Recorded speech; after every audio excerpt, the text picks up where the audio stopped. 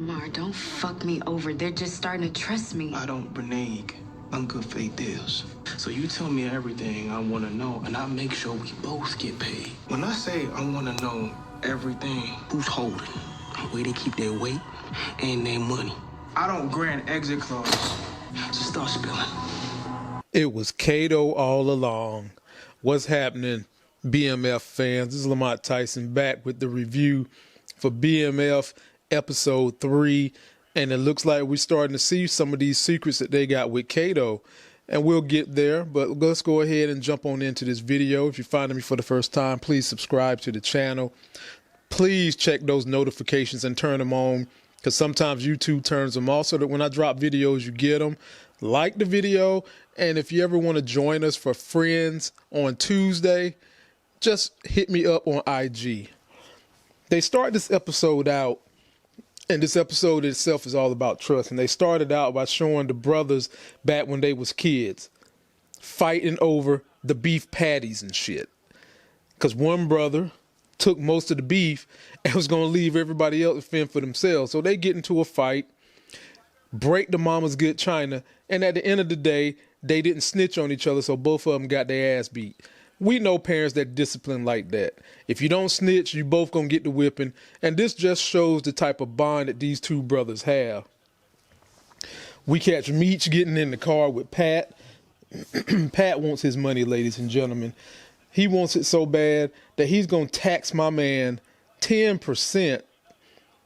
And then wants them to get it within like 6 days. Like, bruh, what kind of mentor is this? And let me say this is the drug game. You're a mentor till I can't need you no more. And apparently that's what the deal is going on with Pat. If Pat feels like he can't get what he can get out of these brothers, then he's going to treat them just like anybody else. But this is pretty much showing us the dissension in the ranks that's going on with Pat and Meech and his organization. You know it's coming, and they're going to soon flesh out the story of how these brothers going to get rid of Pat. And something happened in this episode that showed me the very beginnings of that seed coming. We finally get to see Snoop Dogg in here playing the pastor, and I was laughing at this the whole entire time, because ever since I finally seen Snoop Dogg, I had the Dog Pound video and the Dog Pound album, and I can never get that transformation they did with him looking like a damn dog. So every time I see him, I giggle. And I like the way he acts, and this is the kind of role for him. And he's in there to pray with the family, and he's holding the wife's hand and stuff all kinds of ways. And did you see the way the daddy was looking at the hand held? Like, daddy think that mama might be stepping out getting her some of that holy penis. You know, them pastors and them deacons got that old holy penis, and maybe she thinking that he's stepping out getting some of that holy penis when he's supposed to be in there shaking up the holy water, cleansing the house of demons and all kinds of other stuff. And while he's there, Meech pops up. And basically daddy's telling Meech, you know, you're going to have to give me that key back. Don't even be just stepping in here. I done told you if you're doing them drugs, I don't want you here, which I'm fine with that. Dad is not having any of this drug game. Dad don't want to be a part of it. Dad don't want no money from it. Dad don't want nothing to do with it. And that's how you separate yourself from that type of thing. He's not being a hypocrite. We've seen parents who don't want their kids to be in the drug game, but take their money. You know, take the gifts that they give them, knowing their kids is in the drug game, and then when the law comes, try to act like they ain't got nothing to do with it. At least this dad is being true to who he is, true to what he believes in, and he don't want nothing to do with it. And then after he told the pastor to leave, pastor's like, you know, I'm about to get me some of this bacon. Oh, Snoop Dogg, boy, I enjoy seeing him on the screen. And then we get to Lamar taking over the 12th Street crew, because the number 1 and number 2 guys is done. J-Mo is missing. Kamel, his ass is in the hospital, beat the hell up, and he ain't coming back. So now they basically promoting Lamar to be the king for a few minutes. But did y'all see the way this cat right here looked at Lamar? Called him an old sucker. I guarantee you before this season is up, Lamar and this dude right here going to have some words. They're going to have to go behind the woodshed. And if I'm a betting man, of course I'm putting my money on Lamar, because I don't know what this dude got to offer. But for now, he's going to roll with what Lamar talking about, and we're going to see how it shakes up. Then we get the police. Oh, Coach Cop. and his new compadre coming in there asking the brothers in the family about what happened. And did you see how I told y'all Southwest T's girl is a straight ride or die? She had that lie about that Mercedes and her uncle down pat so much that the police really didn't buy it, but it didn't matter. It looked as though the mom bought it, and I think Dad was kind of holding on to it because Dad right now know that there's something funny going on in this family. He just can't quite put his finger on it, but he know everything ain't kosher. And as they're grilling Southwest T and the girl and his baby mama, Southwest T mom jumps in, interjects, breaks up the whole thing, tell them to get the hell up out of the house because, Southwest T is the victim. He is the victim. And again, Coach Cop is trying to throw a little bit of shade, but his partner is about to be a problem. You can already see this. What is this trend where all the star shows, cop shows, and drug dealing shows got partners who wind up being a problem? So he's going to be a problem. See him being a problem, getting into Coach Cop's face, talking to him, saying, that whole story was BS. And Coach Cop basically checks him. The same way Malcolm had to check Detective Burt, Coach Cox checks him and says, look, bro, I've been doing this since you could learn how to pee. I've been doing this since you squirted any liquid out of your penis. So shut up, leave me alone, move on before I had to hurt you. But you all know he might have took it in that moment, but he going to hold on to this because this is the very way you start leaving people feeling suspicious. So keep an eye on Coach Cop's partner.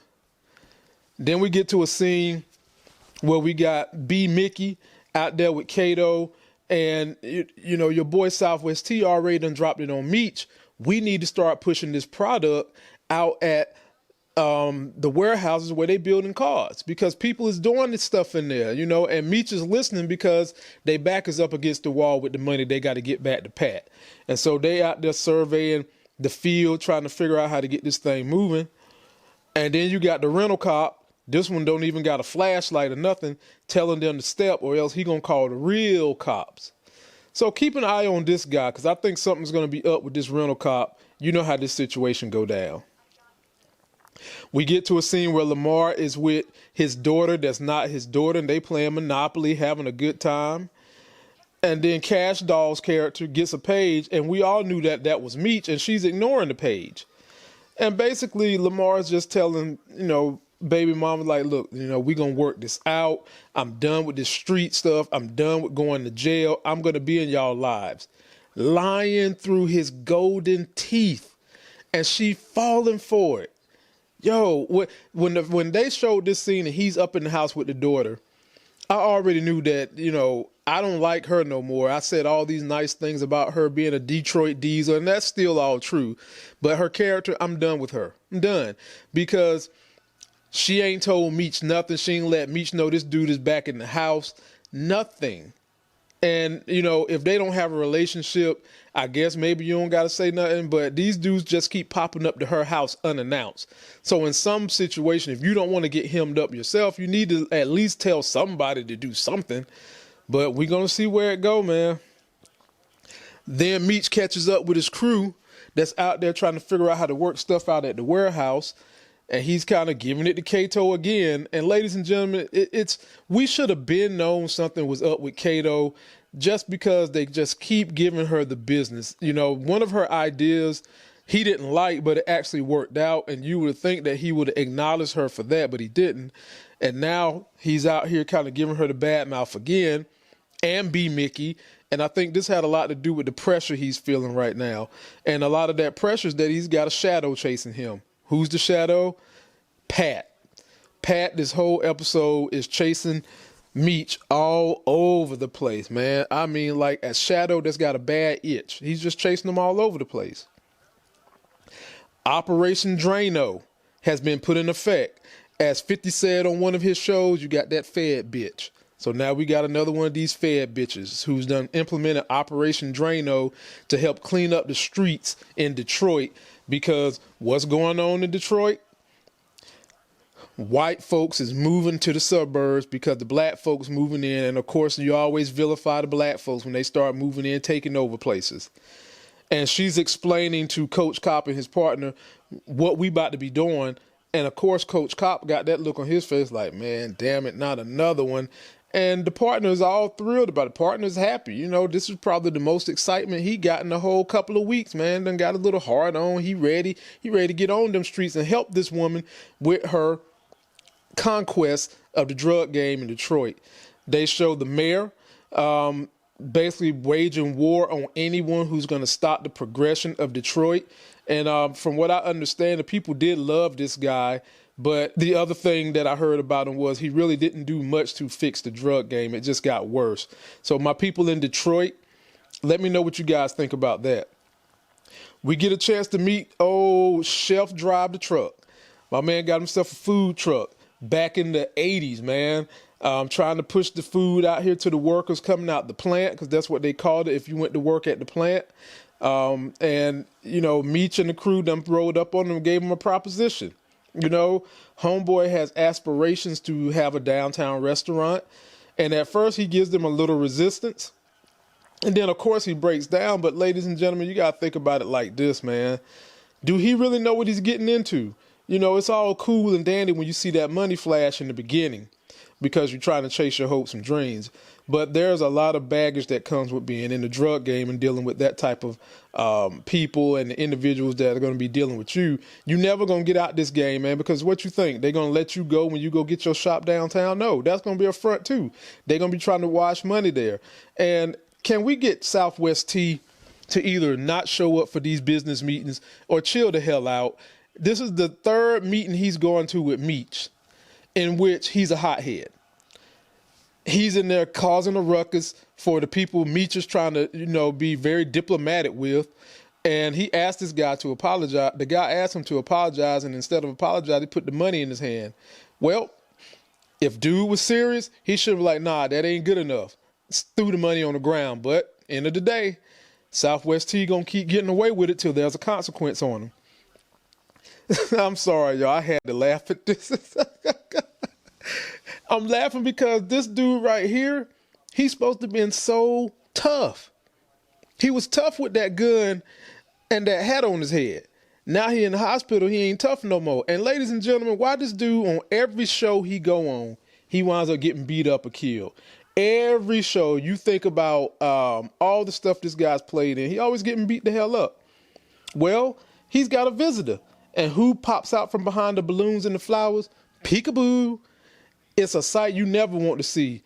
Hell, you would rather see Oscar the Grouch, Big Bird, or any of the Sesame Street characters than to see that face pop out from behind some flowers and a balloon. It's Lamar coming in here to absolutely terrorize this dude and basically tell him to get your you-know-what out of town. Because if I see your face again, I'm going to finish this job. And look at the terror in this boy's face. I'm sorry to laugh at him, man, but I got to because he's supposed to be such a tough guy.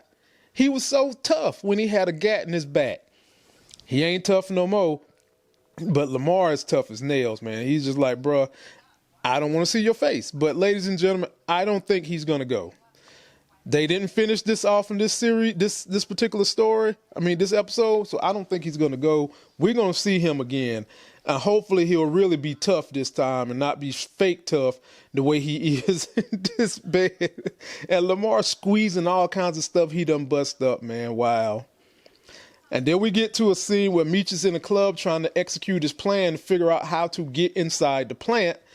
And, you know, he's got some more of them Detroit diesel dime women, them thickies, you know, them blocks, since they up there where they make them blocks at, them Chevy big blocks, you know, Detroit big block women up there and everything. He making them figure out who is in the plant that want to do these drugs, because they all come to this, as Pat say, this basically this shithole strip club, and they come in there to get a cheap lap dance and to blow off some steam. So she finds one dude named Dante who basically is going to set it all off for Meech. Meech gives him some free product.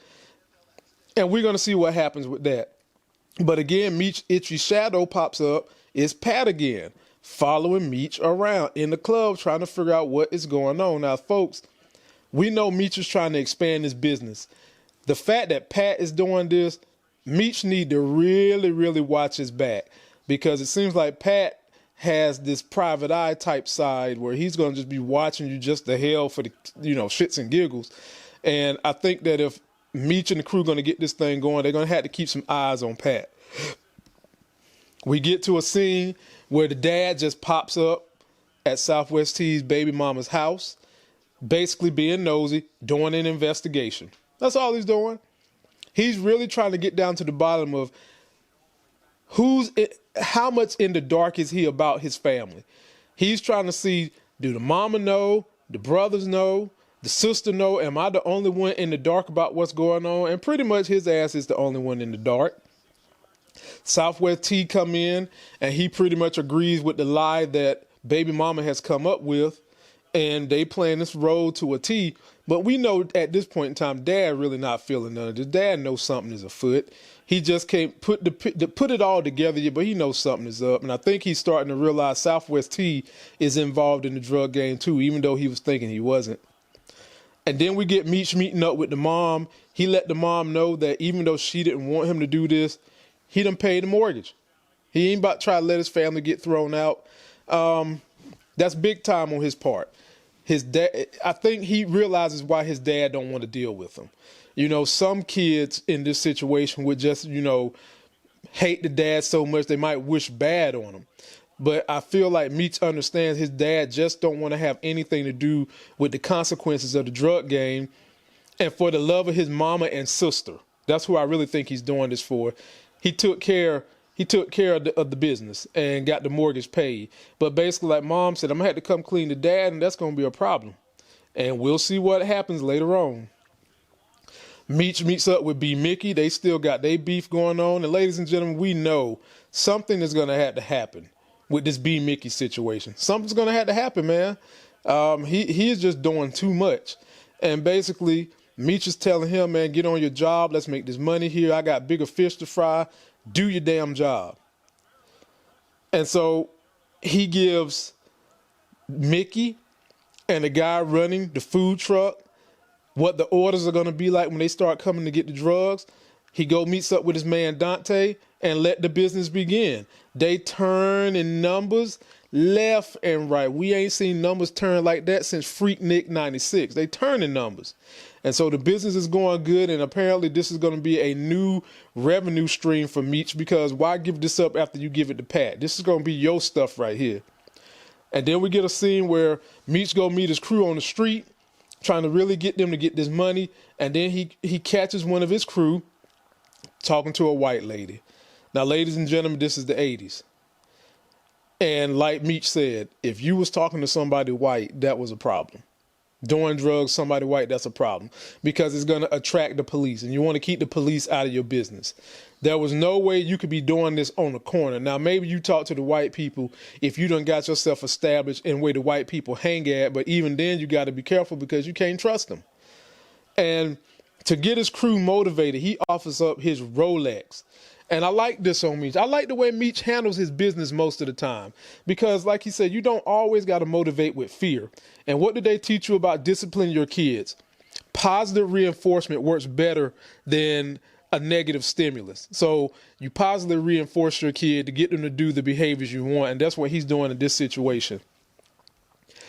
Officer Cop, Coach Cop rolls up on them with a lot of questions, wanting to know where the hell is J-Mo. Meech lied to him and told him he don't know what happened to that N-word.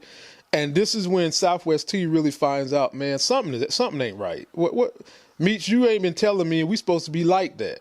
And I agree. Meech should have told Southwest T what the deal was.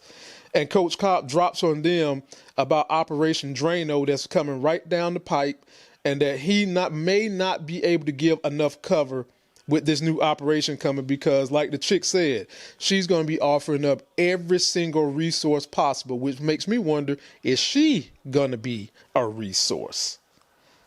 Southwest T and Meech get in the car discussing what is going on with the organization, what's going on with him and B. Mickey. And basically Meech is just like, man, I'm trying to handle it. I'm going to get this thing done. Stick with me. And Southwest T is just like, bruh, I'm about done with this mess, man. Somebody done came for my life. You ain't telling me the whole truth. I'm going to have to step my game up. And then we get a chance to see Meech finally go pay Pat. But while he's getting there to pay Pat, Pat got some 62-year-old stripper in there with him. His homeboy passed out, coked out. And this is when I think they revealed that Meech has found a crack in the ointment of Pat. Pat is doing the cocaine. You're never supposed to get high on your own supply. You're supposed to be able to test it so you can know the potency to make sure nobody giving you no bull job, but you don't get high on the supply. And I think this is going to be the way Meech is going to be able to affect Pat, because take a look at the way Meech is looking at him. Look at the way Pat is looking. Pat is high as a kite, man. I mean, Pat is that same kite Benjamin Franklin used to find lightning. And Meech is going to capitalize on this, man. He's probably going to figure out some way to catch Pat high, set him up, or use his drugs against him since he knows Pat is into it.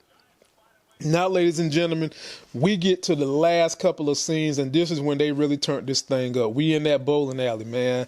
They having a little party for Southwest Tea. And who does this, y'all? Who teacher comes to give you assignment at the bowling alley? I don't know nobody teacher that do that unless you in AP prep, about to go to college. Well, I guess we can say that because ain't Southwest T the smartest in the class, might be about to go to college. Well, the teacher delivers his paper at the bowling alley, decides not to stay in bowl. And then this is when they break down Cato. Cato goes into a bathroom. We find Lamar in the bathroom. And basically we learn that she's got some kind of backhanded backdoor deal with Lamar. We don't know exactly what it is. They didn't finish breaking it down, but basically she owes a favor to him.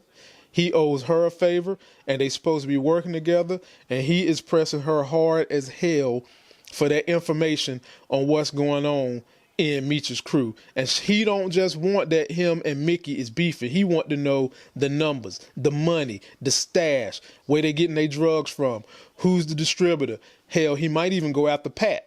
I could see that happening. And so they didn't really reveal any more about Mickey, but I think it's pretty much safe to say that she has been infiltrating these dudes the whole time she's been with their crew. And it makes you wonder, is she friends with Lamar's buddy that's in 12th Street? Because it sounds like she's been infiltrating this group since she got there, because she mentioned, I'm just about to win over their trust, which would tell me she's been trying to get to this point since she first got there. So who's got her on skates trying to infiltrate the 50 boys? And then when they get back outside the bathroom, we see Southwest T send this baby mama out alone, gives her the key, tells her to go about her business. And I'm thinking, bruh, you got to be smarter than this. Somebody just tried to kill you. What makes you think they won't hurt your girl? You got to be smarter than that, my man. Or if they don't want to hurt her, take her as hostage to get you to do their bidding. And while that's going on, Meech realized that the 12th Street crew is in the bowling alley, and that's when he winds up seeing Lamar, and they have pretty much a standoff. Ain't nothing happened. Nobody was trying to get no bullet sprayed in this situation, but we know that they've been leading up to this climax, that it's going to be a battle between Lamar ran 12th Street and Meech and the 50 crew as they trying to take over territory in the Detroit area. Then after that, we get to a scene where Southwest T is confronted by his baby mama, as he should rightfully been, because he sent her out there basically alone.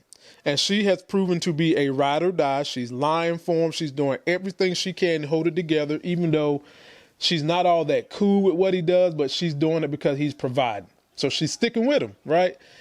And I'll give him credit for saying, you know what, he was wrong, he's sorry. But the funny part of this conversation was him talking about he ain't eating the cookie. Fellas, I'm here to tell you right now, it's almost blasphemous not to eat that cookie. Every woman want them cookies ate, brother. They want them. When that knob they got down there gets to itching, oh, they gonna get a tongue to scratch it. They ain't going to get no damn Brillo pad to scratch it. They gonna get them a tongue to scratch it.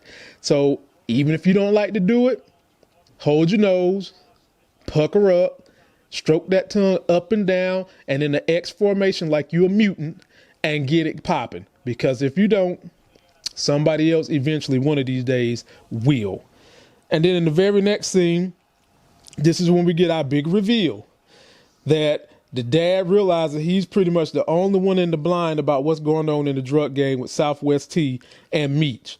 And the mom reveals to him that Meech has decided to pay the mortgage, and he's like, hell no. And at first he thought that old Pastor Snoop had done it. And so it seems like they're going to have a battle royale between the daddy and Pastor Snoop, and I'm here for all that. But the dad is just like, nah, we ain't taking this, man. I don't know. I don't care what you got to do. Get that money back. We not taking it. And the mom was like, I ain't doing nothing. And what the hell is you going to do to me? And the dad did, I think, the only thing he could do, the right thing. He's not the type that's, putting hands on family or anything like that, unless you swing at him like the son did. He decided, I'm just going to leave. And that's what else can he do? He don't want to have nothing to do with this. And we got to commend this dad for not wanting to have anything to do with a drug organization. I mean, what more can he do? And his wife has pretty much decided, she's going to stick with the son. And if we're doing this based on the principles of the Bible, nothing is supposed to come above the marriage, not even your kids. And so, ladies, I hope you guys are taking this woman to task, because she's sticking with the son who's doing drugs. She knows he's doing drugs. She's been lying to the husband about it. And obviously they believe in the whole Bible religion thing, because she got the pastor over there anointing the house. She's not even taking the pastor and the reverend and the deacon's advice based on the Bible, that nothing comes higher than your marriage, not even your children. And so I don't see what else y'all expect the dad to do. The dad had to go because he ain't trying to deal with it. And at the end, you see the note with the key on the table as Southwest T is listening. And then the very last scene, we get old Detroit Diesel Thickums. Meech pull up to the door. And fellas, I've already done told you, when a woman don't open the screen door, she got a screen door, and she hardly opened the door, that means somebody else is up in the house. That's what that means. So if you got you a girl and she's not officially your girl, and y'all dating, and she, for whatever reason, when you pop up unannounced and she ain't opening the door, I can go ahead and tell you somebody else is up in the house. And basically that's what she's telling him. And next thing you know, look who face pop up. Lamar face pop up. And they get into a little tussle and pull at the screen door. Meech about to reach for his gun. And basically Cash Doll looks at him like, I ain't got to tell you nothing, because he been trying to page her all day. I don't owe you nothing. And the look on Meech's face when he's walking away tells me he really cared about this girl, man. I did too, Meech. I'm with you. But I'm done with her. We done with her. She off the team now, Meech. Look at the look on his face. She hurt his feelings a little bit. But this just, they're dialoguing this based on trust. Meech at this point realizes I can't really trust nobody, and he gonna cut this bird loose and get right back to the game. So, ladies and gentlemen, leave me all your comments on how you felt about this episode. I enjoyed it. I thought it was good. It picked up real heavy the last 15 minutes of this episode. I'll be dropping my trailer review tomorrow because I can't wait to see where they're gonna go. And I'm gonna drop some other videos this week to keep you guys engaged to the next weekend. And don't forget to like this video. Comment, subscribe, get yourself that life game. You ever want to join me? Just hit me up on IG. We're going to make that thing happen, and we'll try to build your social medias and try to get you guys involved by probing you as if you are a special guest with your questions about the show. Until that next Sexy as Hell video, I'll see you.